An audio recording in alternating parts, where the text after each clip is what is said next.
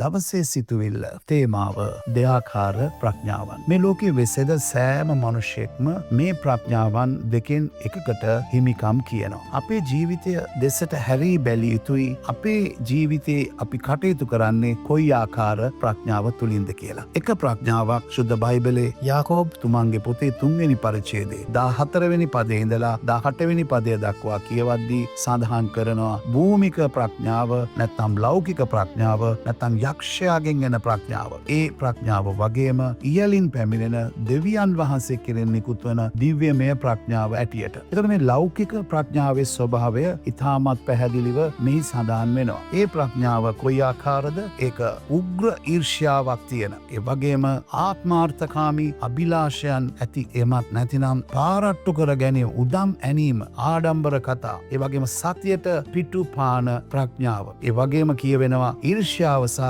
ආත්මාර්ථකාමීත්වය නිසා මොකද සිද්ධ වෙන්නේ? අපිලිවෙලක් සිද්ධ වෙනවා මිනිසුන් අතර අධම ක්‍රියා, වැරදි ක්‍රියා වැඩි කරන, ගැටුම් ඇති කරන සම්බන්ධතාවයන් වියවුල් කරන ප්‍රඥාව තමයි අර පහලින් පැමිණෙන ප්‍රඥාවේ ස්වභාවය. එතකොට මේ ඉහළින් පැමිණෙන ස්වභාවය කොයි ආකාරද මේ ප්‍රඥාව? ඒ කියනවා පළමු කොට එක පවිත්‍රායි, ඊළඟට එක සාමකාමී, ඊට පස්සේ එක මුරුද්දුයි, විවෘත ප්‍රඥාවක්. සැඟවුණු ගුප්ත ස්වභාවයක් නැහැ. යටි අරමුණු නැහැ. ඒ ප්‍රඥාව තියෙන මනුෂ්‍යයන්ට උඩින් එකයි යටින් එකයි කතාවක් නැහැ. ඒ වගේම දයාවෙන් යහපත් ඵලයෙන් පූර්ණ අය, ඒ වගේම අපක්ෂවාදී අය, අවංක ධර්මිෂ්ඨකමේ මනුෂ්‍යයන් සාමය උදෙසා කටයුතු කරන අය. ඒ තමයි ඉහළින් පැමිණෙන ප්‍රඥාවේ ස්වභාවය. ඔවුන් නිතරම උත්සාහ කරන්නේ සම්බන්ධතාවයන් සුරක්ෂිත කරගන්න.